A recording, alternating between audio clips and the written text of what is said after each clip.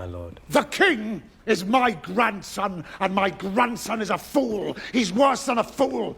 Who died and made Aegon II king? Well, Otto Hightower did, and now it's coming to bite him back in the ass. Otto is the House of the Dragon character we all love to hate. Unlike Criston Cole, who's all brawn and no brains, Otto is cunning, strategic, and ruthless. He's one of the major catalysts behind the Dance of the Dragons, or the Targaryen Civil War, and literally the backbone of the Green faction. The Hightowers have been a prominent house in the Targaryen court since the rule of King Jaehaerys I Targaryen. Otto has served 3 kings so far, and has benefited himself from his position more than you think. He's pretty much the walking guidebook of a kingmaker who's always seen plotting, planning, or scheming, either to benefit his own agendas or the realm's. But I don't think Otto has ever thought for the realm. He's always made sure to grasp the power in his palms, and often this overambitiousness hasn't served him well. King Viserys I Targaryen had already abdicated him from the position of his hand once in the show, and later Aegon II had replaced him with Sir Criston Cole. While that came as a shock, we also saw the shade of regret on Otto Hightower's face for the first time in the show. Given that he was pretty much carrying Team Green on his back, we're all wondering about what holds for the future of the House Targaryen, now that King Aegon II has thrown away Otto's politicking aside to relaunch his rule with a more brutal militaristic approach. We don't see him at all after Episode 2, but House of the Dragon Season 2 didn't end before giving us a split-second glimpse of the man himself. So, what's in store for Otto Hightower from here on? Without wasting another moment, let's find out. Before we go into our explanation, we have a very small request. If you like our content, please support us by subscribing to our channel. This is a small click for you, but for us it means a lot. Thank you. Let's begin. The door remains shut until we finish our business. Otto Hightower's journey so far in House of the Dragon. Otto Hightower is one of those characters fans love to hate. His over-the-top intelligence and plotting skills is what makes him so damn good at his job. While that makes Otto a key player, for those who side with the Blacks, he's seen as someone who needs to be dealt with. Otto's journey in House of the Dragon has been full of highs and lows so far. He's the overreaching younger brother of Lord Hobart Hightower and the father of Gawain and Alicent Hightower with his wife, Alarie Florent. He was first appointed as the Hand of the Crown by King Jaehaerys I Targaryen in 101 AC, shortly after the death of Prince Baelon Targaryen, and has been at the Targaryen Council ever since. You've not been seen in the Vale or at Runestone for quite some time.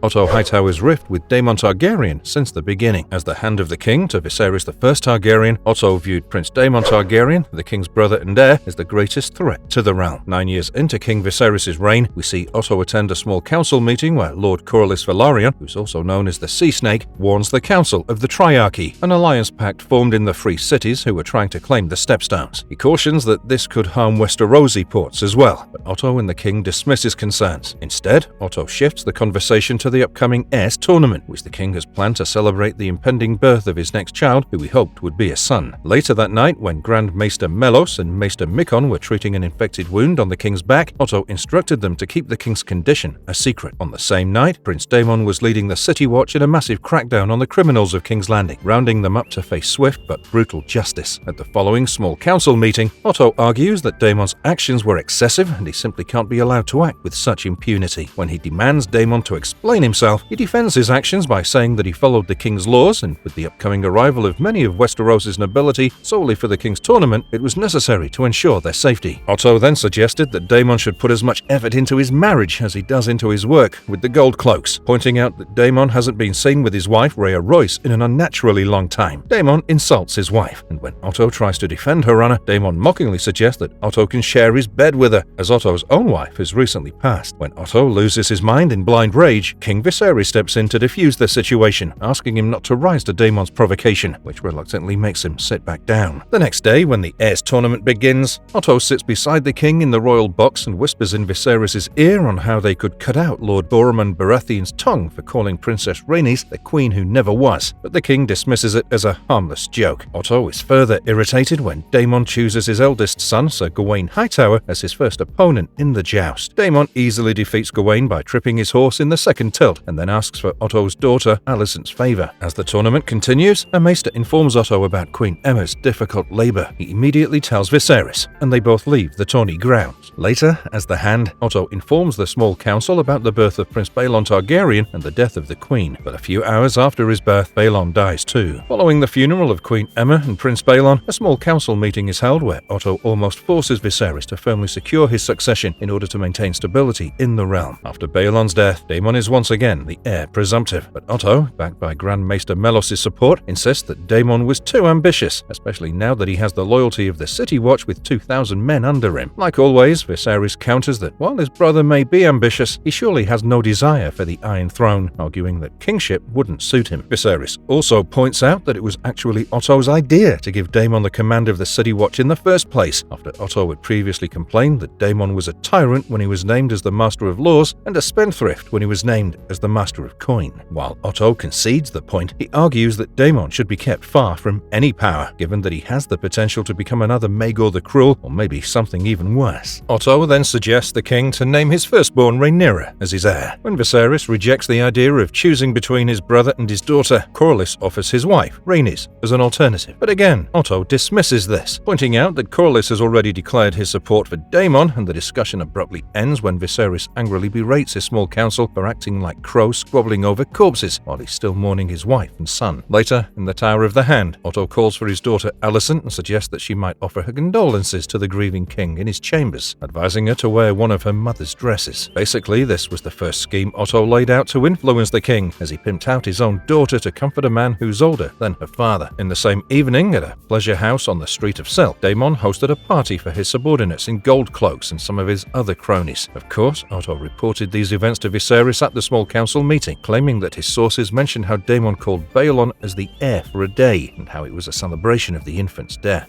Otto Hightower's strategic approach to influence Rhaenyra. After realizing Daemon's motives, the next thing Viserys did was name Rhaenyra as his heir to the Iron Throne and the Princess of Dragonstone, in front of all the noble houses who placed their obeisance to her. 5 months later, during a small council meeting, when Corlys Velaryon threw a huge tantrum at the council for the 4 Westerosi ships lost to the Triarchy forces in the Stepstones, Rhaenyra suggested that they could use dragon riders to take the Stepstones and deal with commander of the Triarchy, Krager's crabfeeder Drahar, by force. Now, Otto didn't like a princess so boldly giving her opinions to the council, even if she was the heir, and urged Viserys to send her to choose the 7th Knight for the Kingsguard instead. Otto then arrives at Maegor's Holdfast as the potential candidates for filling the position of a knight are being presented to Rhaenyra. He guides Rhaenyra on how to engage with them after noting her lack of interaction with any of the candidates. Otto again voices his objection when Rhaenyra selects Sir Criston Cole for the vacancy, arguing that they should choose someone who holds more political value. But Rhaenyra disagrees and insists that a knight should have more experience in battle than in politics. Later that evening, in Viserys' chambers, Otto watches as Grand Maester Melos tends to an infected wound on the king's finger caused by a cut from the Iron Throne. The king then seeks advice from Otto about being offered a marriage proposal from Corlys and Princess Rhaenys for their 12-year-old daughter, Lady Laena Velaryon. Otto suggests that Corlys may have overstepped and recommends bringing the matter before the council. He also notes that Laena is a bit too young. When Melos points out that the match could mend the rift between House Targaryen and House Velaryon that stemmed from the Great Council at Harrenhal, Otto agrees with the Grand Maester's perspective, and then speaks of his own grief over his late wife, empathizing with Viserys' reluctance to marry again out of his duty to the realm. A few days later, Otto interrupts a private meeting between Viserys and Alicent to inform the king that he's called for the small council to convene. Suddenly, a dragon keeper interrupts the council and reports that Prince Daemon has stolen a dragon egg, the same one Rhaenyra had chosen for Prince Baelon's cradle, from the dragon pit. Viserys knew that if the egg were to hatch, it would mean Daemon would have more power. He then instructs Otto to gather a detachment of guards and expresses his intention to personally retrieve Daemon from Dragonstone. But Otto argues that it's too risky for Viserys to go himself and volunteers to go in his place. At Dragonstone, Otto leads the detachment across the bridge toward the castle, where they meet Daemon and his gold cloaks. Otto then demands that Daemon surrender control of the island, return the stolen dragon egg, disband his private army, and send Mysaria away. When Daemon asks about the king's whereabouts, Otto simply dismisses the idea that Viserys wouldn't even bother himself with such theatrics. Otto basically calls Daemon's actions a desperate cry for attention, which is why he had to resort to petty thievery. But according to Daemon, he was only upholding Targaryen customs by placing an egg in his unborn child's cradle, as Mysaria was apparently pregnant. Otto dismisses this, of course, and states that such customs are only reserved for true-born royalty, not bastards. He condemns Daemon's relationship with Mysaria as an abomination, and calls him out for tarnishing Viserys' rule. Soon, one thing led to another, and both sides began drawing swords. Otto warns Daemon that any violence against the king's hand would be almost equal equal to declaring a war on Viserys himself, and further points out the danger to Daemon's unborn child and its mother if the situation were to escalate. Daemon responds by drawing Dark Sister, prompting both sides to ready their weapons until Caraxes appears. Sensing the imminent conflict, Otto then orders his men to lower their swords. Just as tensions peak between the King's Hand and the King's brother, Rhaenyra arrives on Syrax. When a shocked Otto directs Criston to escort her to safety, Rhaenyra insists she was here to prevent bloodshed, disregarding Otto's objections and calming her uncle down to hand over the dragon's egg.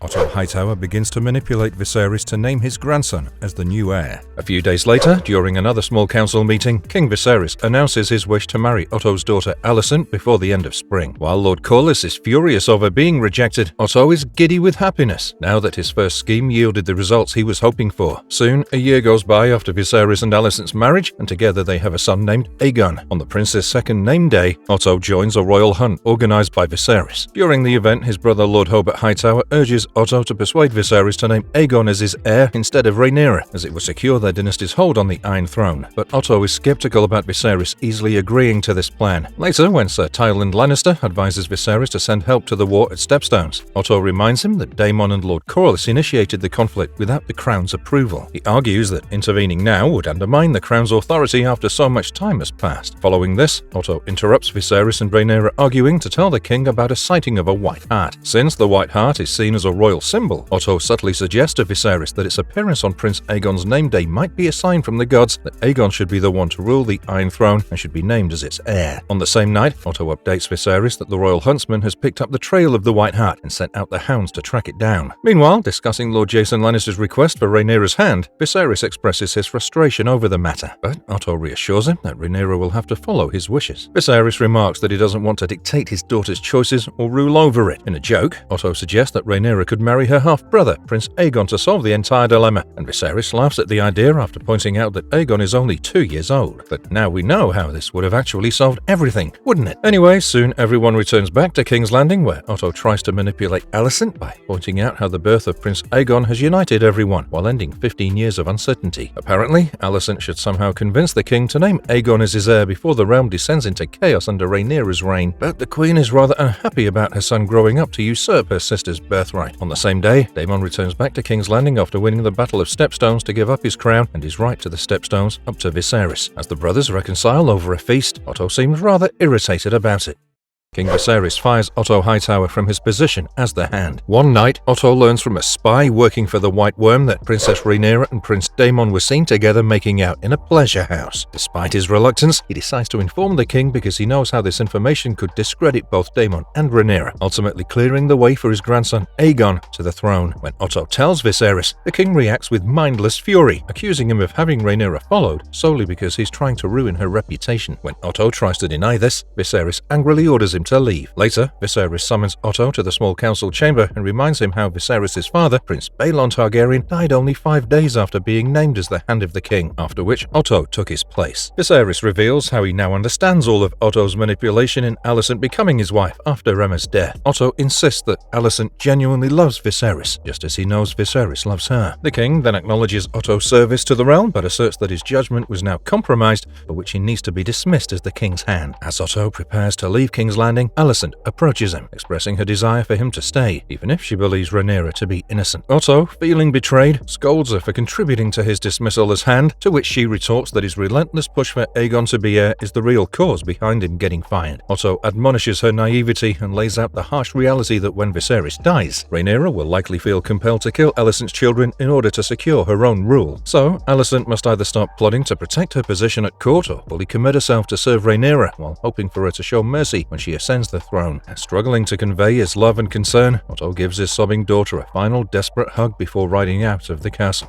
Otto's return to the Red Keep. The show then takes us to a 10-year time jump into the lives of House Targaryen, where everyone is grown up and more seasoned. Following the deaths of Lionel and Harwin Strong, Otto is again reinstated as Hand of the King. He then accompanies the royal family to Driftmark for Laena Velaryon's funeral and offers his condolences to Daemon. But Daemon sees right through Otto's mockery and angrily accuses him of being a power-hungry leech. Later, Otto finds his grandson Aegon passed out drunk during the commemorations, and out of frustration, he angrily kicks Aegon awake to drag him off to bed. After this, Aemon Daemon claims Vhagar for himself, and a fight breaks out between him and the Velaryon kids, causing Lucerys to slice out his eye in a hefty confrontation. We then see Otto present in the Hall of Nine after Alicent complains to Viserys about her son losing an eye. But when Viserys refuses to punish Lucerys, she grabs a weapon and clashes with Rhaenyra while Otto keeps begging her to drop the blade before the situation gets out of hand. Following this, in a private conversation afterward, Otto compliments Alicent on her newfound ferocity. For the first time, he believes she has the determination needed to win the ugly game of securing Aegon's place on the Iron Throne. Alicent worries that her outburst will make Viserys permanently favor Rhaenyra, but Otto reassures her and advises her to emphasize her maternal anger over Aemon's injury while pleading with the king. He was confident that Viserys was kind enough to forgive her in order to avoid any further conflict within the family. Otto then expresses his pride in Aemon, noting that gaining control of Vhagar was absolutely worth the loss of his eye. He advises Alicent to be patient, assuring her that in time they will prevail.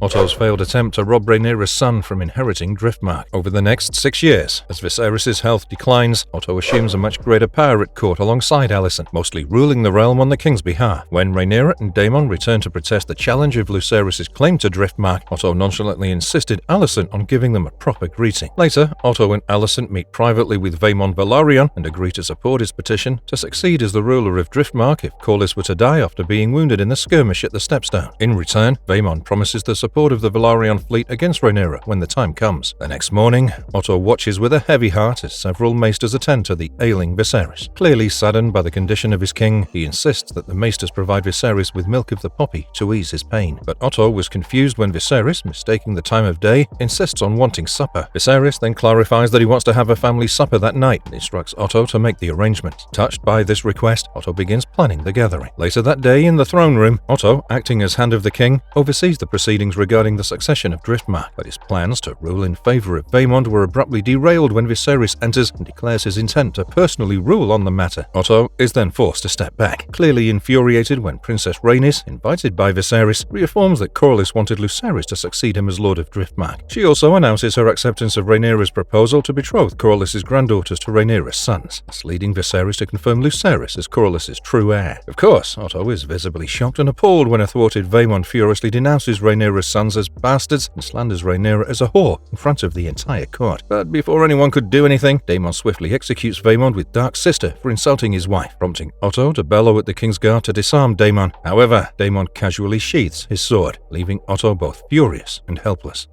The death of King Viserys. A few days after Rhaenyra and Daemon leave for Dragonstone with their children, King Viserys I passes away asleep. Otto is then awakened by his daughter at the dead of night to inform him of the news and let him know of her wish to crown her oldest son Aegon as the next king. Without wasting another moment, Otto rushes to call for a small council meeting to update them about the king's death and his change of heart to name his son as the heir on his last dying breath. When Lord Lyman Beesbury opposes the claim, is killed by Sir Criston Cole for protesting what he sees as treason, as it subverts Viserys' long-standing wish for Rhaenyra to inherit the Iron Throne. Otto then steps in and orders a furious Harold Westerling to stand down after he demands Cole's expulsion from the Kingsguard. Not just that, Otto also refuses Grand Maester Orwell's suggestion to remove Lyman's body until their business was concluded. When Alicent questions what will be done about Rhaenyra, he insists that the former heir can't be allowed to remain free and rally support for her claim. Alicent is visibly shocked and assumes that her father plans to imprison Rhaenyra and her family, but Otto assures her that Rhaenyra and her family will be given a chance to swear allegiance to the new king. When Alicent points out that Rhaenyra and Daemon will never agree, she then realizes that Otto and the small council intend to kill them. Otto tries to justify this plan as a necessary evil needed to keep the peace, and that Viserys wouldn't have wanted a power struggle over the throne. Alicent angrily retorts that Viserys would never sanction the murder of his daughter. However, she also struggles to offer an alternative when Tywin Lannister asks for one. Otto then orders Harold Westerling to take the Kingsguard to Dragonstone and assassinate Rhaenyra and her family. But a disgusted Harold replies that he only takes his orders from the king, not the small council, and resigns in protest.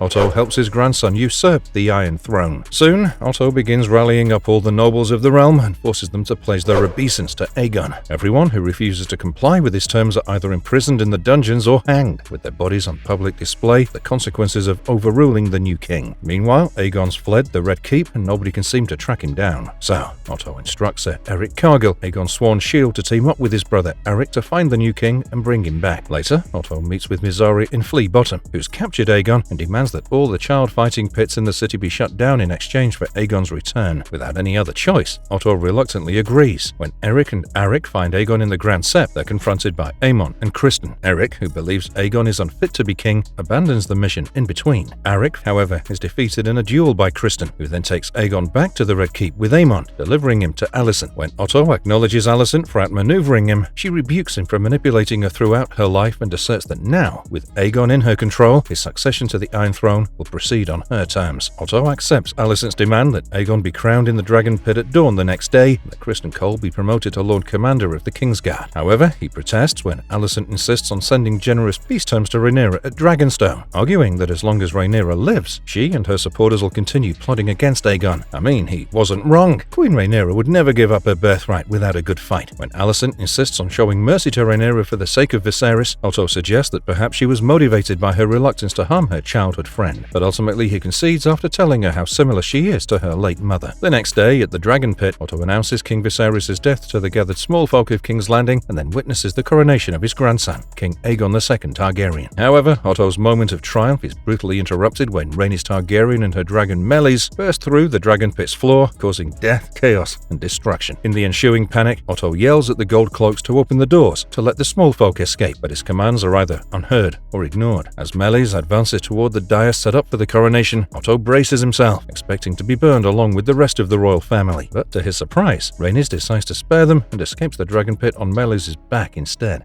Otto Hightower's political diplomacy to maintain the so-called peace of Westeros. A few days after Aegon's coronation, Otto, along with Grand Maester Orwyle and Sir Eric Cargill, leads a delegation to Dragonstone to negotiate with Rhaenyra, who's just been crowned as Queen of the Andals, the Rhoynar, and the First Men. After being intercepted on the bridge to the castle by the Black Army, Otto declares that he's been sent by Queen Alicent to offer her peace terms. Rhaenyra then arrives on Syrax to stop Otto from calling her the princess, as she was the rightful queen while Otto and his house were all traitors. Following this, Otto quietly presents King Aegon II's terms to her, insists that if Rhaenyra publicly acknowledges Aegon as the king, she'll be able to keep Dragonstone, which will then pass to her son Jacaerys after her death. As Lucerys will be confirmed as the heir to Driftmark and the Valyrian lands, Rhaenyra's sons by Daemon would receive places of honor at court. Aegon would also pardon any knight or lord who conspired with Rhaenyra against his ascent to the throne. Daemon scornfully rejects the terms, declaring that he would rather feed his sons to dragons than have them serve Aegon in any capacity. Otto responds that Aegon was crowned by a Septon of the Faith in front of thousands, and with Aegon the Conqueror's crown, sword, and name, his legitimacy is much greater. Plus, old oaths won't make Rhaenyra queen, and that the succession changed the day Aegon was born, even if Viserys and Rhaenyra refuse to see it. Outraged, Rhaenyra furiously tears Otto's badge of office from his cloak, denouncing him as a traitor and declaring that he's no more a hand than Aegon is king. Otto then tries to manipulate her by using a souvenir Alicent had sent to remind Rhaenyra of their childhood. He says that Alicent still fondly remembers their friendship and urges Rhaenyra to accept the terms for the sake of peace. Enraged by Otto's attempt to manipulate Rhaenyra, Daemon draws Dark Sister, prompting both sides to draw their swords. When Syrax roars angrily in defense of her rider, Rhaenyra diffuses the situation by telling Otto that King's Landing will have her answer on the morrow. Of course, Rhaenyra doesn't accept the terms, so Otto sends his younger grandson Aemon to the court of Lord Baratheon with a marriage pact to form an alliance. Meanwhile, Rhaenyra sends her son Lucerys to Storm's End as well. Unfortunately, it doesn't go well, as seeing Lucerys at the court of Lord Baratheon reminds Aemon of how his eye was taken. After Lucerys leaves the court, Aemon tries to scare him on Vhagar and loses control of his dragon instead. Arrax and Lucerys ultimately lose their lives as Vhagar chomps them in half.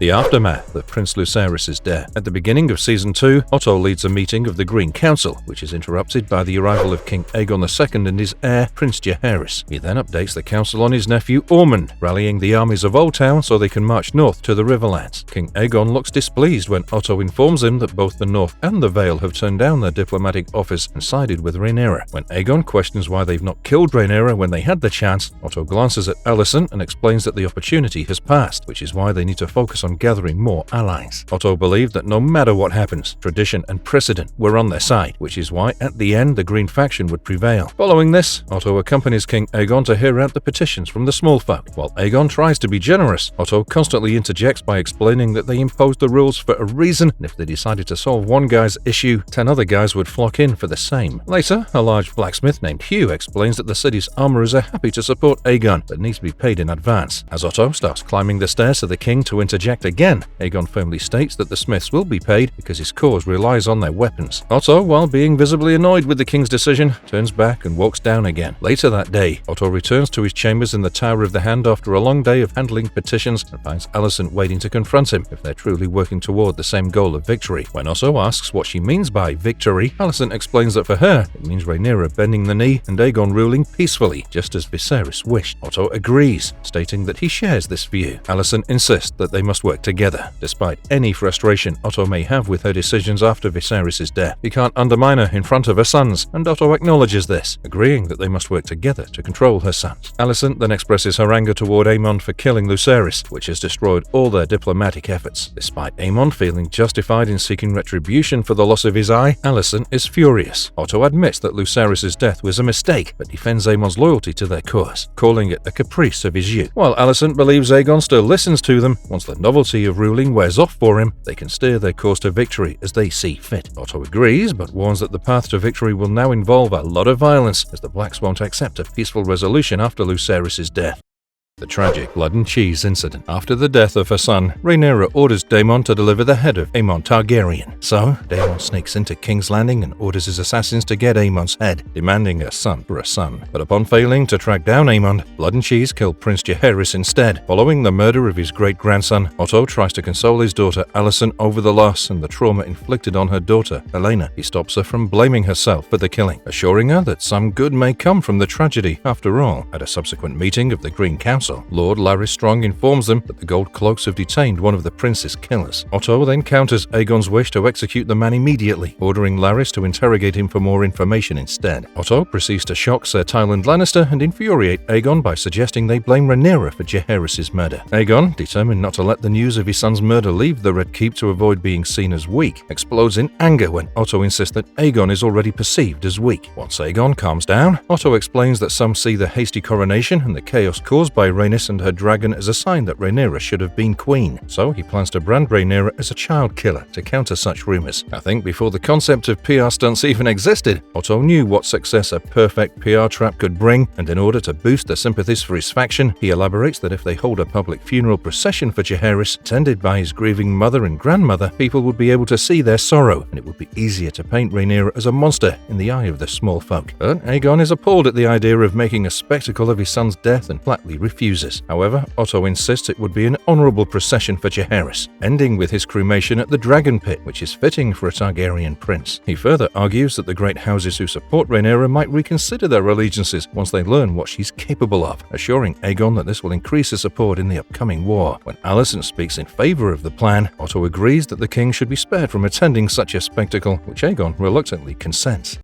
Otto Hightower gets fired from being the king's hand again. The funeral procession, combined with Otto sending out ravens denouncing Rhaenyra for the murder, initially draws support for the Green's cause. But unfortunately, when Larys questions Blood, the Butcher reveals that his accomplice in killing Jaehaerys was one of the Red Keep's rat catchers. Without a second thought, Aegon orders all the rat catchers of the realm to be executed. Later, an appalled Otto storms into Aegon's chambers and demands an explanation for his callousness. When Aegon admits he ordered the execution, Otto furiously calls him an idiot and argues that the murder of innocent men by hanging their corpses from their city walls for the public to see has destroyed any goodwill and sympathy the Greens gained from the Smallsfolk following Jaehaerys' murder. Otto insists that this act of cruelty has undone all his hard work and ensured that the great houses backing Rhaenyra will now stand firm with her, after seeing that Aegon is just as cruel. But Aegon fires back that at least he and Criston have acted in response to his son's murder. Otto then finds out that Criston has sent Sir Aric Cargill to infiltrate Dragonstone disguised as his twin to assassinate Rhaenyra. Otto berates them both for such an ill-considered plan, accusing them of acting impulsively without informing him or the small council, and calling it an impetuous act that'll diminish them in the eyes of their enemies. Bitterly, Otto compares Aegon's spiteful nature to Viserys' judicious dignity, but Aegon dismisses the comparison, insisting that all he cared about was vengeance, not dignity. He is the king now, and with his father dead, nobody cares what Viserys would have done. Otto agrees, noting that the realm is poorer for that loss, and bitterly remarks that Viserys was right about Aegon being unfit to be the king. This statement appointment unfortunately costs Otto his position yet again, as Aegon asks him to pass the official pin of the hand to Sir Criston Cole, who would now take his position as the hand. Otto scornfully hisses that Aegon would come to regret this decision, and then throws his badge at Cole's feet before storming out. In a private meeting with Alicent afterward, Otto bitterly complains that Criston and Aegon are no longer acting for the good of the realm, but are driven by their desire for vengeance against Rhaenyra. With no place for him at court and unwilling to stay in King's Landing to watch Aegon ruin his carefully laid plans, Otto wishes to return to Old Town and mentor Alicent and Viserys' youngest son, Prince Daeron Targaryen. Alicent urges him to go to Highgarden instead, to ensure House Tyrell and their bannermen support the Greens. She promises to speak to Aegon once he's calmed down and arrange Otto's return to court. Alicent then tries to confess her sins to her father, specifically about how she was in bed with Criston at the time of Jaehaerys' murder, but Otto gently silences her, saying that he doesn't want to hear about it.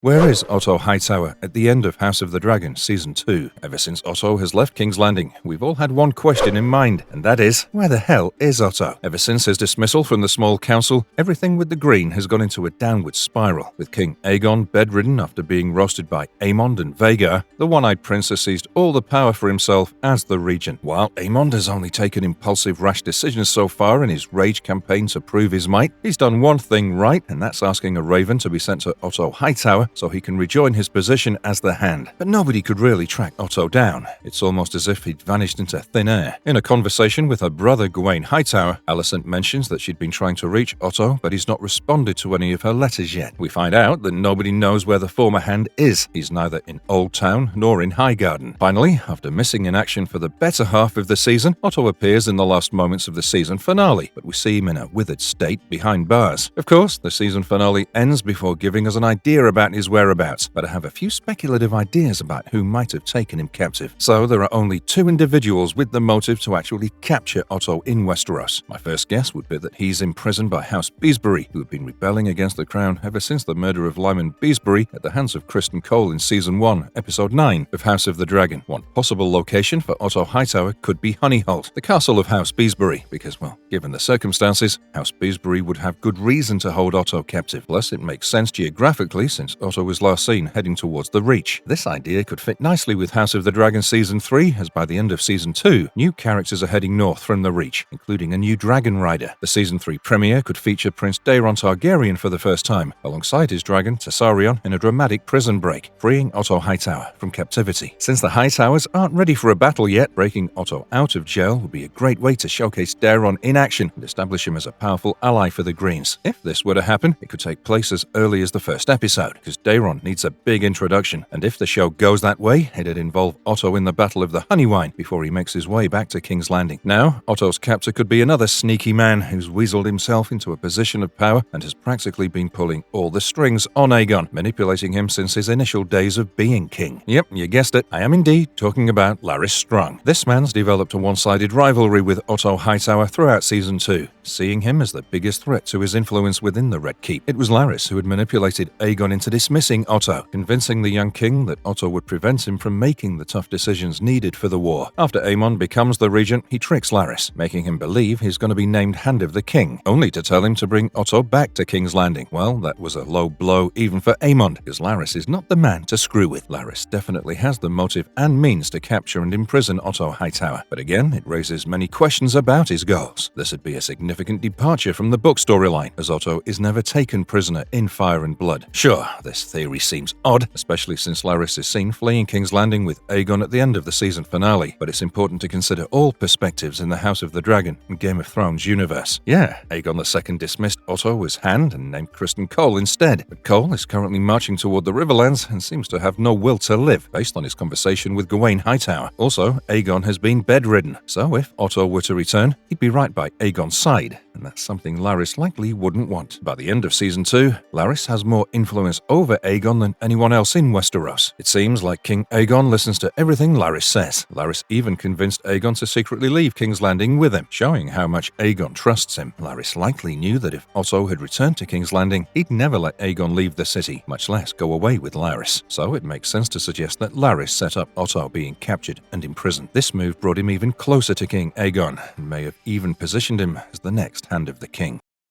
What happens to Otto Hightower in Fire and Blood after being dismissed by King Aegon II? So, in contrast to the show, in George R.R. Martin's Fire and Blood, after Otto is removed as Hand of the King, he doesn't leave for Oldtown or Highgarden. Instead, he stays in King's Landing, where his long-term plans for Aegon's political strategy with the Triarchy begin to take effect while Criston serves as Hand. However, Otto doesn't live for much longer after Aegon fires him. In the source material, King Aegon II viewed Otto's diplomatic efforts as sluggish and ineffective, especially as Prince Daemon had already captured Harrenhal, which influenced more houses to side with the Blacks. According to Septon Eustace, there was a moment when Aegon interrupted Otto while he was writing yet another letter, spilling ink over his grandfather's lap, urging him to take decisive military action instead of just writing. The merchants of King's Landing voiced their frustrations daily about the ongoing blockade, and Otto's diplomatic overtures to the Triarchy had yet to yield any fruitful results. Eventually, Aegon grew impatient with Otto's cautious approach, and despite Queen Alicent's pleas, he stripped Otto of his position as Hand of the King and gave it to Sir Criston Cole, the Lord Commander of the Kingsguard. It was after Otto was dismissed from his position that his diplomatic efforts finally began to yield the expected results. The High Council of the Triarchy agreed to Otto's proposal for an alliance and dispatched 90 warships to the Gullet. On the 5th day of 130 AC, the Triarchy's fleet clashed with the Velaryon fleet in the brutal Battle of the Gullet, resulting in heavy losses on both sides. Despite their efforts, the Triarchy couldn't dislodge the Velaryon fleet from the eastern coast of Westeros. When Rhaenyra and the Blacks eventually seized King's Landing in 130 AC, Otto's prediction came true as he was swiftly executed as a traitor, marking a tragic end to his once prominent role in Westerosi politics. How can House of the Dragon handle Otto Hightower's death? Now, in House of the Dragon, Otto Hightower's storyline significantly diverges from the source material found in Fire and Blood. Instead of facing the immediate consequences in King's Landing, Otto is set to depart either for Highgarden or Oldtown in the show. Plus, Otto is never imprisoned in some corner of Westeros. This move not only introduces a new setting for his character, but also potentially connects him with his youngest grandchild, Daeron, who's currently flying from Oldtown on his dragon alongside the Hightower army. This could serve as a rather strategic narrative choice to delay Otto's eventual fate while bringing another dimension to his character arc. Since Rhaenyra is expected to seize King's Landing by the Season 3 premiere of House of the Dragon, Otto would still not have much time left of his storyline, especially if the showrunners decide to follow the books where he dies quite early on. By sending Otto to Oldtown and Highgarden in the show and then having him kidnapped, the writers could potentially delay his death. This way, he might not be in King's Landing when Rhaenyra takes the city, allowing his storyline to continue into later seasons. The Game of Thrones universe has a rather weird habit of deviating from its source in the middle of the show, so even if Otto uses his scheming and plotting skills to retain his head till the very end, I wouldn't be surprised. But let's just be honest, if the Green faction manages to rescue Otto in time, there still might be something left for the man to salvage. Sure, Aegon's fled while Aemon's been burning cities to throw a temper tantrum, and Alicent has pretty much betrayed her house just to get out of the war alive. But it's Otto we're talking about. This man always finds a way to steer things according to his will in the long run. While I don't think Otto will be facing Rhaenyra anytime soon, he'll surely be a pivotal figure in delegating the wayward Green Army in the upcoming season. What do you think lies in Otto's fate in the future? Will he make his way back to King's Landing before Rhaenyra takes over the Iron Throne after executing him? Or will the writers of the show milk out the conniving nature of his character till the very end? Let us know in the comment box below. And if you liked our content, don't forget to leave a like and subscribe to us if you haven't already. Have a good one and be safe. Thanks everyone.